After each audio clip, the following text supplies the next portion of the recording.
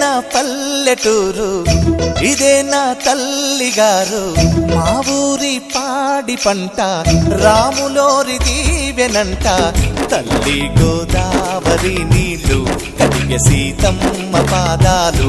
ఊరంతా hi hi hi, మనసంతా hi hi hi.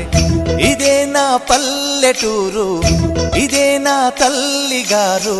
మా ఊరి పాడి పంట రాములోరి దీవెనంట.